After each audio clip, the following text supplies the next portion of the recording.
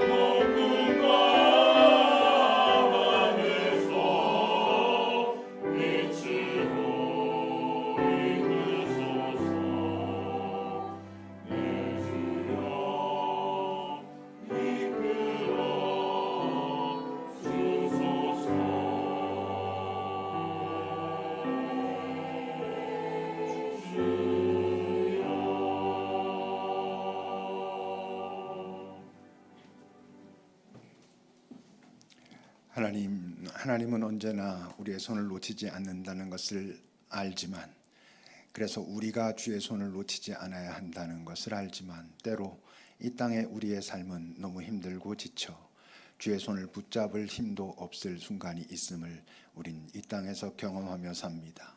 그때도 우리를 붙들어 주시기를, 그러실 것 알지만 그러시는 주님을 우리가 믿고 찾고 신뢰할 수 있기를 하여, 어떤 폭풍우 속에서도 결국 가야 할 그 자리에 가 하나님을 더 깊이 사랑하고 사랑받은 자로 사랑할 수 있는 능력을 갖는 그런 우리들이 되게 하소서. 한 해 동안 이곳에서 찬양하며 많은 이들과 은혜를 나눈 이 빗소리 한 지체지체마다 바로 그 주님을 깊이 경험하며 이 땅을 살아가는 은혜의 사람들 되도록 항상 지켜주십시오. 오늘도 말씀으로 우리를 가르쳐 주시고, 함께 모은 예물은 하나님의 그 사랑을 전하는 곳에 진짜 힘들고 아프고 어려운 사람들에게 바르게 사용되도록 주님 인도하옵소서. 예수님의 이름으로 기도합니다. 아멘. 우리 한 해 동안 수고한 여러분, 그 빗소리를 축복하며 여러분 박수로 좀 해 주십시오.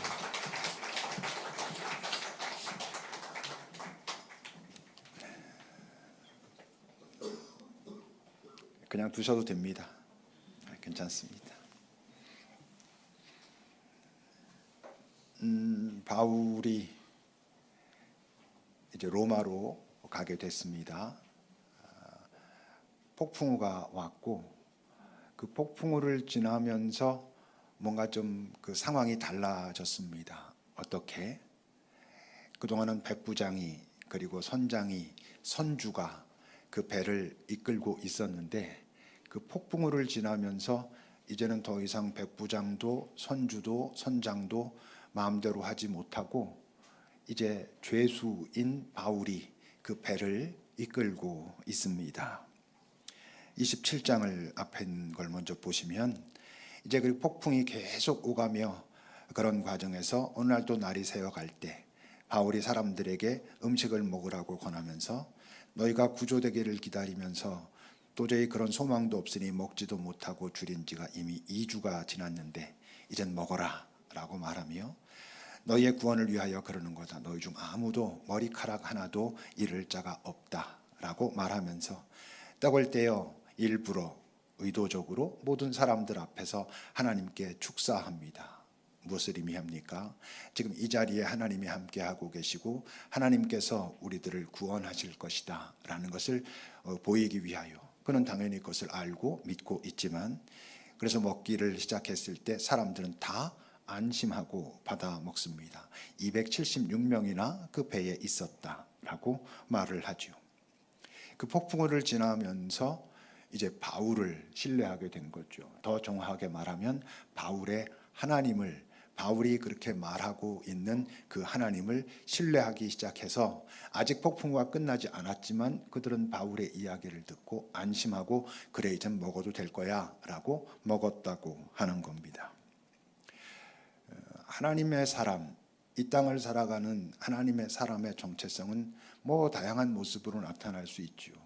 내가 뭔가 원하는, 기대하는 좋은 일을 잘할 때도 하나님 사람의 정체성이 드러날 수 있고, 다른 사람을 도와 그렇게 잘 되게 할 때도 하나님의 정체성은 드러날 수 있지만, 더 분명하게 도드라지게 드러나는 건 아무래도 나나 또는 다른 사람이 포기하지 않을 수 있게, 힘들고 어렵고 이젠 그만할까라고 할 때도 아니야, 끝나지 않았어 라고 그가 또는 내가 포기하지 않을 수 있도록 할 때 가장 하나님 사람의 정체성은 드러나는 것 같아요. 왜? 이 땅 사는 동안 하나님의 사람이라면 이 쉽지 않은 세상에서 그 중심에 있는 게 소망일 테니까. 소망을 가진 자는 절망하지 않거든요. 절망하지 않는다면 아무리 그 상황이 실제적으로 지금 내 앞에 힘들고 어려워 보여도 버텨내는 것이죠.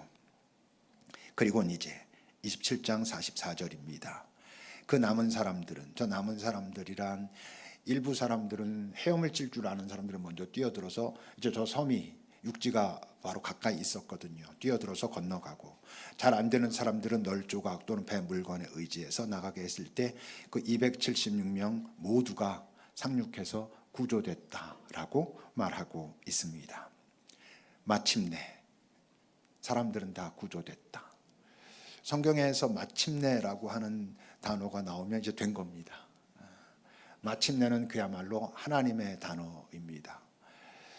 그 과정이 만만치 않고 때론 죽을 것 같기도 하고 그런 상황이 있음에도 불구하고 하나님께서 그 자리에 함께 계시면 그 상황의 마지막 문장의 시작은 항상 마침내, 그리고 결국 하나님께서 약속하신 대로 되었더라, 이렇게 되게 돼 있고 오늘도 이제 그런 것이죠.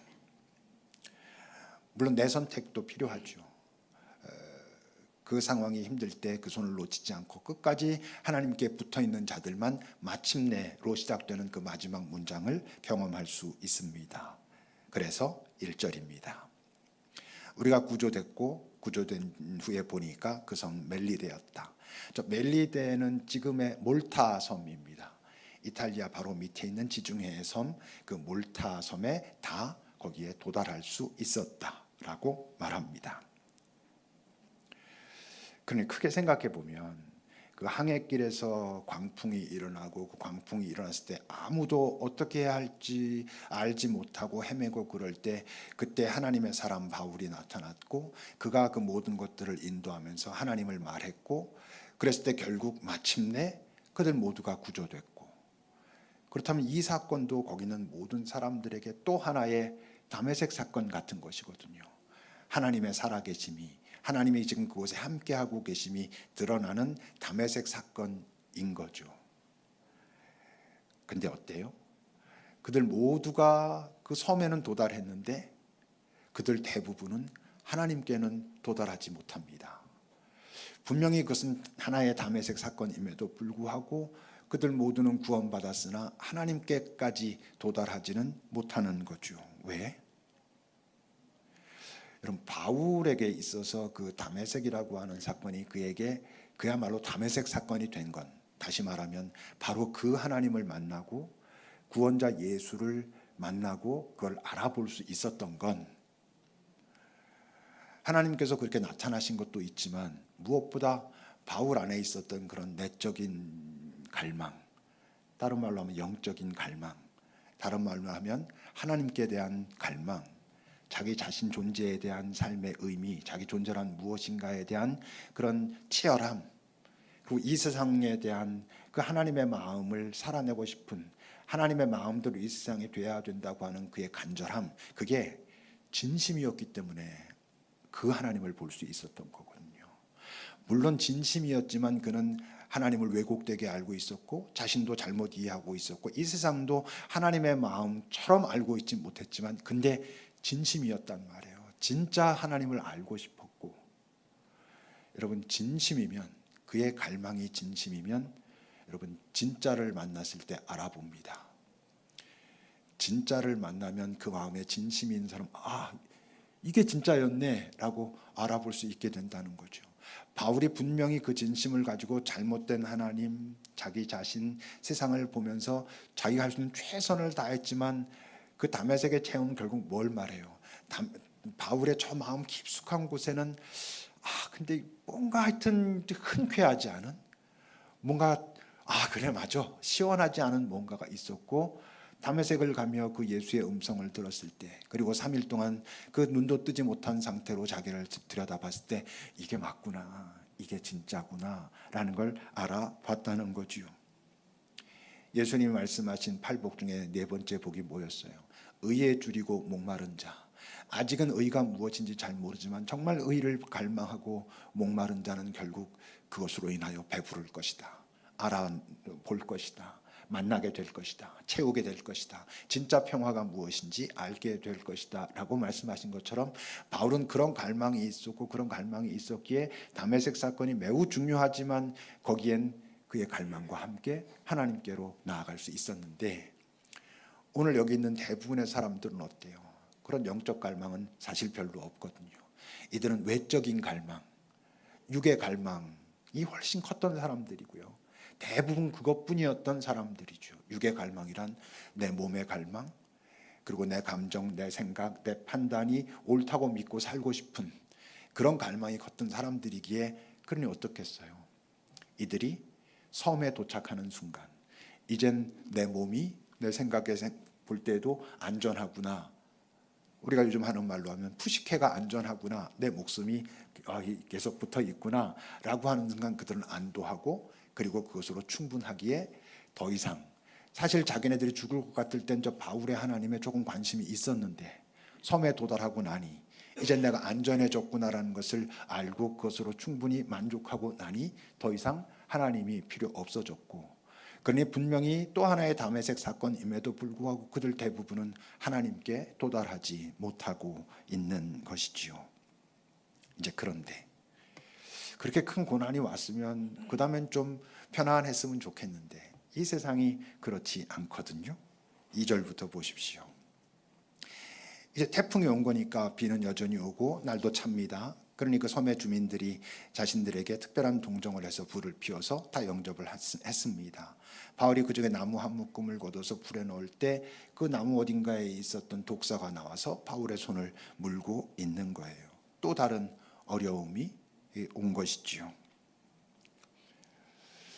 혹시 여러분들 중에 독사에 물려본 경험이 있으신, 진짜 독사에 확 물려가지고 뭐 응급처치를 하고 이랬을 수도 있지만 아마 대부분 진짜 독사에 물려본 경험들은 아마 없을 텐데, 근데 여러분 우리가 다 알죠. 우리 인생길의 독사는 도처에 있습니다. 살다 보면 피할 수 없는, 조심한다고 되지 않는 참 많은 독사들을 우리는 경험하고 때론 물리며 살아갑니다. 전혀 예측 못한 어떤 것이 내게 다가왔는데 그것을 내가 감당할 만한 능력이 없는 어떤 사고일 수도 있고, 내가 정말 잘하고 있다고 생각했는데 실패일 수도 있고, 나의 의도와 관계없이 벌어지는 어떤 여러 상황들, 특히 여러분 돈 그러면 교회에서 돈 그러면 에이 교회 돈 뭐 이러지만, 여러분 돈이 이 땅 살아가는데 얼마나 우리에게 참 우리를 높여주기도 하지만 우리를 깨무는 독사가 되기도 합니까? 우리 뭐 은장님 여기 계시지만 건강, 그게 얼마나 우리를 전혀 예측하지 못한 순간 우리에게 다가와서 우리를 그 도구로 물어냅니까? 그 독사가 곧 도처에 있지요. 그런 상황들만 그런가요? 그냥 꾸준히 언제든 내 주변에 있는 독사들, 사람들 많거든요.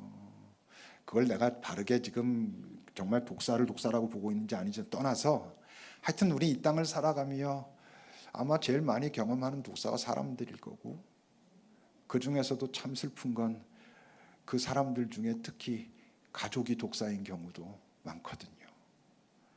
내 배우자가 독사고, 내 부모가 독사고, 내 자녀가 독사인, 부끄러워서 사람들에게 다 말은 못하지만 실제로 나는 그 독사에 물려서 그 독 때문에 막 어찌할 바를 모르고 있는 그런 경우들도 많고, 이 세상엔 그런 일들이 뭐 흔히 도처에 있습니다. 그래서 실제로 많이 죽습니다. 뭐 목숨이 없어져서 죽는 경우도 뭐 아예 없진 않지만 그렇게 많지 않다 해도 살아 있어도 사는 게 아닌, 자기 삶의 방향도 놓쳐버리고 자기 삶의 의미가 무엇인지 그래서 집중하고 거기에 자기의 에너지를 잘 쏟고 자기의 삶을 사랑하고 열정을 가지고 살아가고 있지 못한, 그야말로 그냥 살아있으나 사는 게 아닌 것 같은 그런 삶이 여러분 주변에 잘 찾아가서 오래 찬찬히 보고 있으면 그러고 있는 사람들이 꽤 있거든요. 이제 근데 대부분의 독사가 있으면 이게 독사네, 오늘 독사라는 얘기를 들으면 아 그게 독사야 라고 떠오르는 게 이렇게 있을 수 있어요. 보통 알아채거든요. 근데 잘 알아채지 못하는 독사가 있어요. 나 자신이 나의 독사인 경우도 꽤 있거든요. 내가 나 자신의 독사일 때는 의외로 사람들이 그걸 잘 몰라요. 문제는 자기가 자기를 물고 있는 독사인데 그걸 알아채지 못하면 내 안에서 지금 이런 일들이 이렇게 해서 나를 이렇게 물고 나를 정말 살지 못하게 만드는구나, 내 삶을 살아가지 못하게 막는구나를 알지 못하면 어떤 부작용이 있냐면 이제 다른 대상을 밖에서 저게 지금 나를 물고 있어라고 오해하고 몰아가고 그러는 거예요. 어쨌건 내가 아프거든 지금. 내가 이렇게 아프니까 분명히 내가 독사에게 물렸는데 자기라는 걸 잘 자각하지 못하면 밖에서 찾는 거예요. 사실은 이미 나는 독에 감염돼서 아파 있는데 누군가 나의 그 아픈 데를 뭐 그가 전혀 의도하지도 않고 객관적으로 보면 그게 나쁘지도 않게 그런 부분을 딱 건드리면 제가 지금 나를 독으로 물고 있다라고 착각하는 경우들이 엄청나게 여러분 많이 있거든요. 그러면 어떻게 돼요? 이제 내 안에 있는 그 독사는 나만 무는 게 아니야. 내가 독사라고 생각하는 그도 내가 물게 돼. 그러니까 나에게만 독사가 아니라 저에게도 내가 독사가 돼버리는 일들이 많이 있죠. 근데 이제 스스로가 독사인 사람들을 만나서 여러 가지 얘기를 나눠보면 그건 뭐 나쁜 사람이 아니에요. 너무 아프고 힘들고 고통스러워서 그는 그러고 있는 거야. 근데 자기를 그렇게 괴롭히고 막 죽이고 있고 주변에는 다른 사람도 힘들게 하고 특정한 어떤 사람들은 그 사람이 막 죽이고 있고 이런 이게 얼마나 뭐 슬픈지 안타까운지 억울한지 이런 일이 이제 있는 거죠. 이제 자기를 독사로 만드는 뭐 요인이 얼마나 많겠어요. 많지만 크게 두 가지를 말하면 자기 스스로 자기를 무는 독사가 되는 경우는 아무래도 이제 첫 번째는 자기의 상처죠. 어려서부터 내 안에 참 내가 의도하지 않았고 원치도 않았고 그리고 지금 잘 의식하지는 못하는데 내 안에 새겨진 상처가 나를 무는 독사가 되기도 하고 그건 과거의 일이죠. 현재에 또 나를 독사로 만들어가는 건 대표적인 게 뭐겠어요? 우리의 죄가 그래요. 우리의 죄가 우리로 하여금 자기 자신을 물게 하는 독사가 되게 합니다. 근데 이제 내 스스로가 나의 독사가 되는 게 왜 위험하냐 하면 이건 다른 어떤 외부에 있는 어떤 독사보다 훨씬 나에게 치명적이기 때문에 그래요. 다른 독은 외부에 있는 독은 뭐 아까로 얘기하면 어떤 상황이 어려워진 어떤 사고든 뭐 돈의 문제든 뭐 건강의 문제까지를 포함해서 또는 다른 사람이 나를 뭐 막 물든 엄청 힘들죠. 너도 당해봐라 이렇게 말할 만큼 힘들고 어려운 게 맞아요. 그럼에도 불구하고 정신만 차리면 정신 차리는 자체가 힘들지.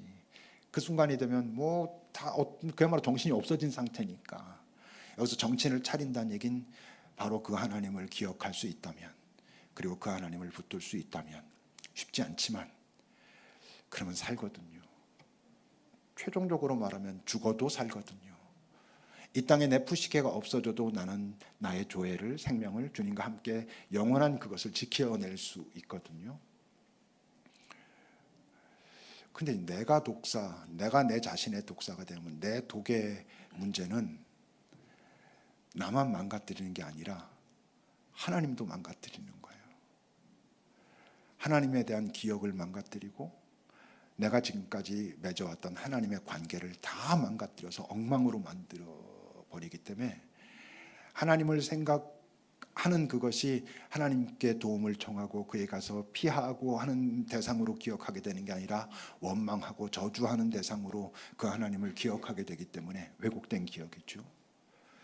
그러니까 내가 살아날 방법이 없어질 가능성이 많은 독이 내 안에 있는 내가 나를 무는 내가 원치 않았던 의도치 않았던 그 독이 나를 물었을 때 발생하는 치명적인 그런 것이죠.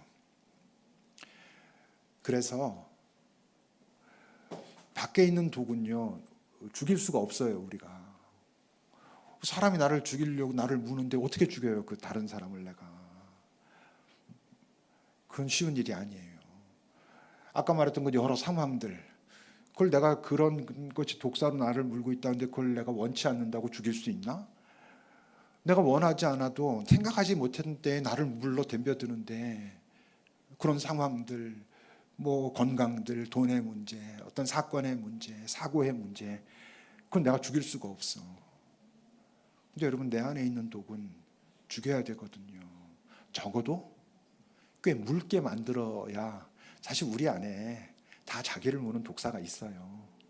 차이가 있다면 아주 맹렬한 독을 가진 독사를 여전히 키우고 있는 사람이 있고, 그래도 그 독이 꽤 많이 묽어진 여러 가지로 희석된, 그래서 뭐 여전히 좀 따끔따끔하지만 그래도 내가 가야 할 길을 갈 수 있는 그 정도의 독사만 가지고 사는 사람이 있는 거지, 다들 독사가 이 땅 사는 인간이 어디 없겠어요, 자기 안에. 근데 어떤 독사들은 정말 죽여야 내가 사는, 적어도 아주 묽게 만들어야 사는 그런 독사들이 있거든요. 근데 그걸 어떻게 죽여? 어디서 죽여요? 그걸 죽이는 곳이 여러분 십자가 앞인 거예요. 바울의 그 십자가와 관련된 말씀 몇 곳을 이제 같이 읽을 텐데, 제가 읽어볼 텐데, 이 말씀을 여러분 잘 들으면서 도대체 이 고백은 언제 할 수 있는 고백인가? 언제 이 고백이 나왔을까를 한번 생각하면서 여러분 들어보세요. 로마서 8장부터입니다. 우리라고 되어 있는 것을 제가 나라고 바꿔가지고 저걸 나의 고백처럼 읽어볼게요. 내가 아직 죄인 되었을 때 그리스도 그 예수께서 나를 위해서 죽으셨구나. 그렇게 하심으로 하나님께서 나에 대한 당신의 사랑을 확실하게 보이신 거였구나. 내가 이제 알겠네. 나의 옛사람이 예수와 함께 십자가에 못 박힌 거구나. 예수님이 십자가에 못 박힐 때. 그래서 그 나의 옛사람, 그 죄의 몸이 죽어서 다시는 내가 죄에게 종노릇 하지 않게 하려고 그러셨구나. 그걸 원하셨구나. 내가 예수와 함께 십자가에 이제 못 박혔으니, 그러니까 이젠 더 이상 내가 사는 것이 아니고 내 안에 그리스도께서 사시는 거구나. 내가 아직도 이 땅에 육신을 입고 이렇게 사는 것은 나를 사랑하사 나를 위해서 자기 자신을, 그 버리신 하나님의 아들, 그 십자가의 죽음을 기꺼이 감당하신 그분을 믿는 믿음 안에서 사는 거구나 라고 하는 이 고백은 언제 할 수 있는 고백일 것 같아요?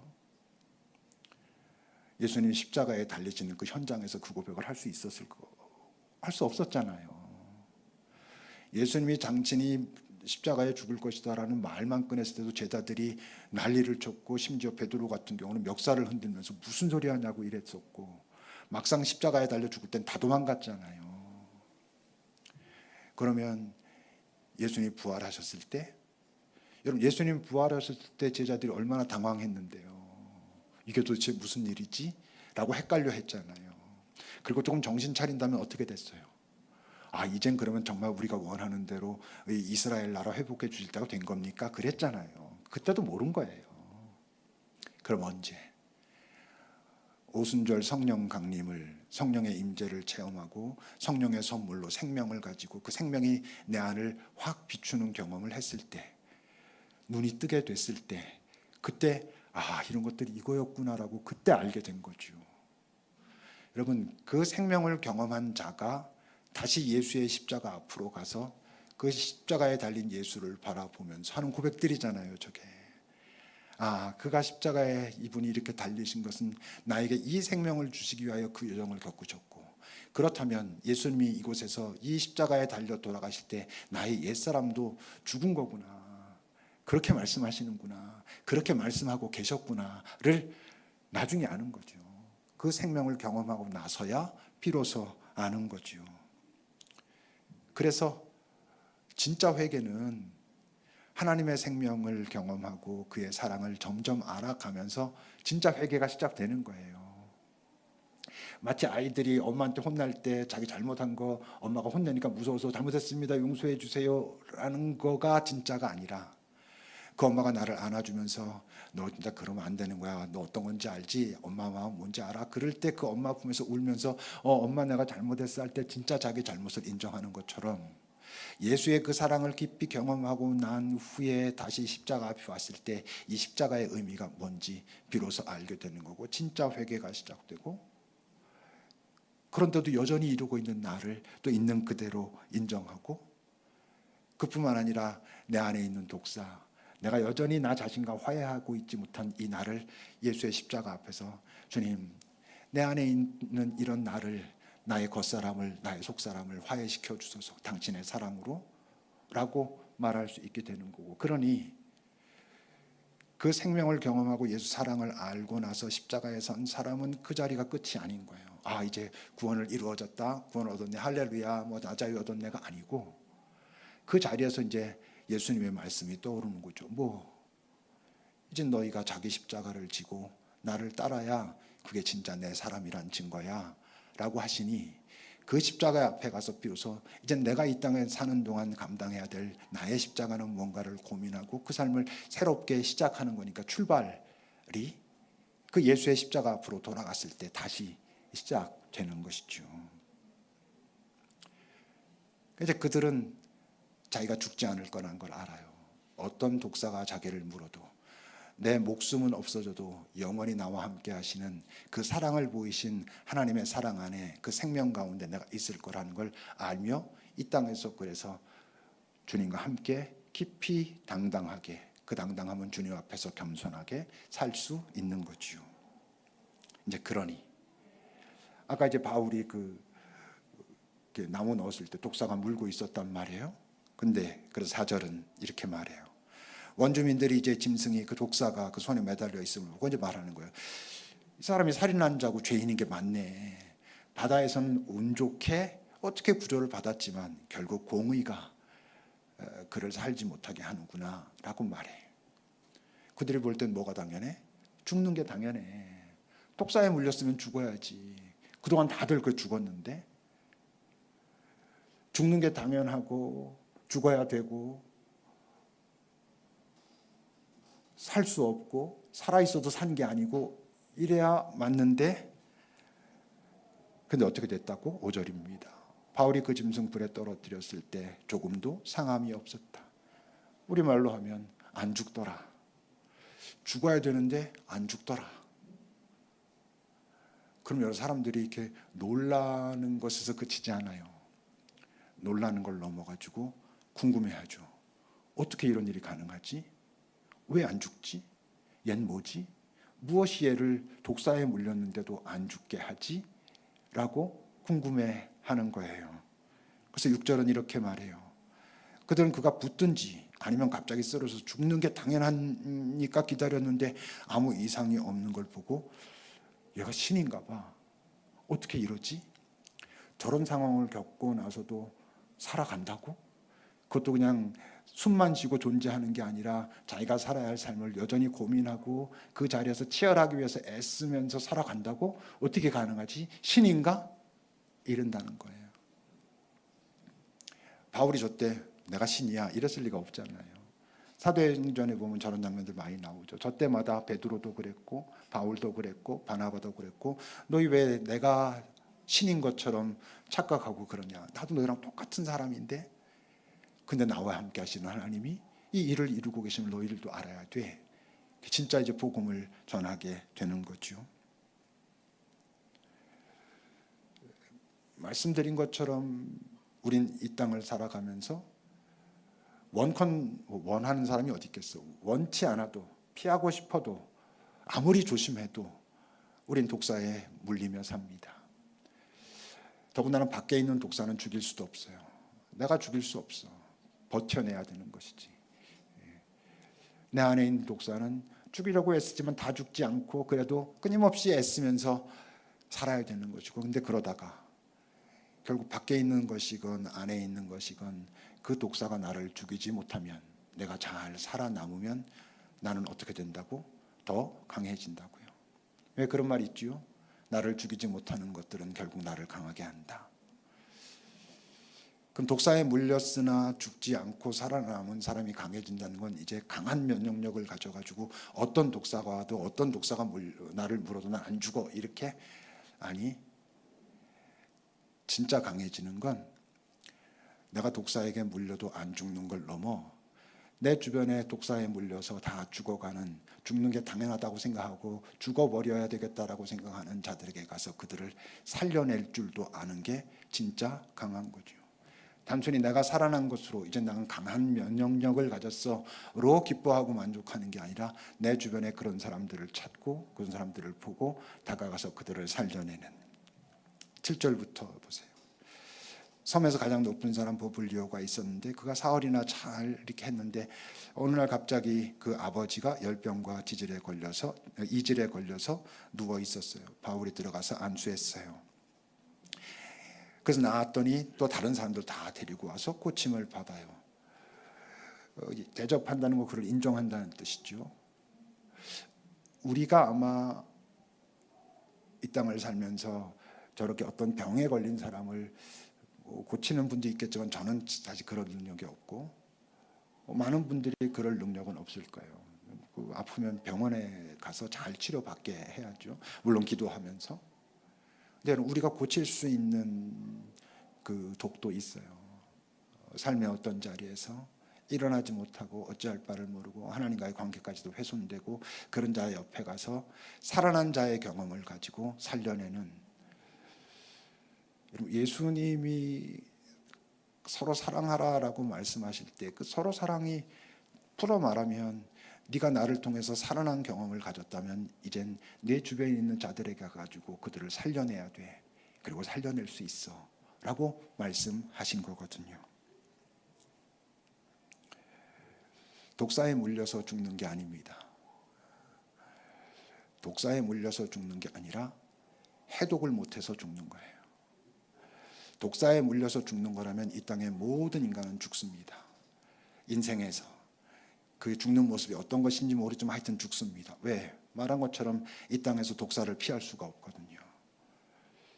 그러나 해독하는 방법을 안다면 영원의 생명을 가지고 이 땅에 오셔서 나와 함께 하시고 그 생명을 두시기 위하여 십자가를 감당하셨고 이젠 그 생명 가진 자에게 십자가 앞에 서라라고 말씀하시며 네 삶의 이 땅에서의 이제 남은 의미가 무엇인지 아느냐라고 물으시는 그분 앞에 설 수 있다면 독사에 물렸을 때 해독하고 살아남는 것뿐만 아니라 이젠 살리는 자로 예수께서 우리에게 기대하시는 그 새 계명을 지키는 자로 살아갈 수 있는 거고 그게 우리가 예수 믿고 아직 이 땅에 살아있는 이유죠. 예수 믿고 이 땅에 그냥 살아남는 게 목표라는 건 좀 찌질하잖아요. 예수 믿고 우리가 이 땅에 살아있는 건 살아남기 위해서가 아니라 살리기 위해서 사는 거고 예수께서 이 땅에서 감당하셨던 그 일을 이젠 우리가 감당하라고 주께서 동행하자 하시는 것이죠. 여러분들의 삶에 독사가 있겠지만 잘 이겨내시길, 해독제를 잊지 마시길, 그리고 살아나시길, 점점 그 살아나는 그 기쁨, 그 당당함, 그것을 경험하면서 주변을 돌아보시고 누군가 지금 독사에 물려 죽어가고 있다면 여러분들이 살릴 수 있는 방법이 분명히 있을 테니 가서 여러분들의 방법으로 살려내시길, 살려내기 위하여 애쓰시길, 옆에 같이 있어 보시길 주님께서 오늘 우리에게 그리하라라고 말씀하고 계십니다. 기도합시다. 독사하면 떠오르는 사람이나 상황이 있을 수 있지요. 근데 중요한 건 독사는 우리를 죽이지 못합니다. 내가 해독하지 못해서 죽는데 나는 예수님을 이 땅에서 정말 그런 소중한 분으로 믿고 인정하고 그리고 그를 누리며 사는가? 그리고 이 땅 어차피 모든 사람들이 독사를 피할 수 없다면 그 물린 자들에게 치유받은 자로서 이젠 치유자로 다가서려고 하는가? 한번 잠시 돌아보십시오.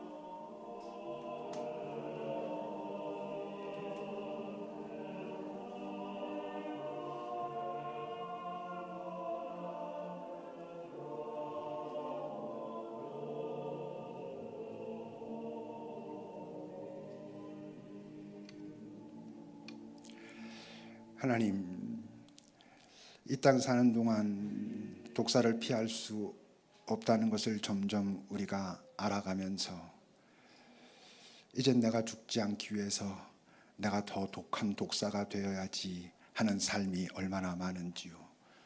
먼저 물어 죽여야 내가 죽지 않는다라고 말하는 이 세상에서 전혀 다른 방법으로 살아남을 수 있는 그 방법을 알았기에 이젠 나 혼자 사는 게 아니라 살려내며 살아가는 그런 우리들이 되게 하소서.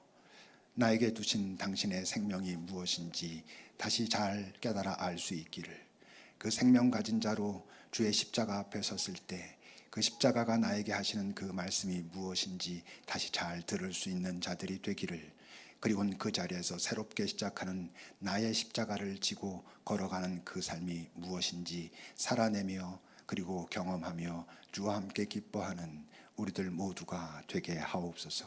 예수님의 이름으로 기도합니다. 아멘. 찬송하시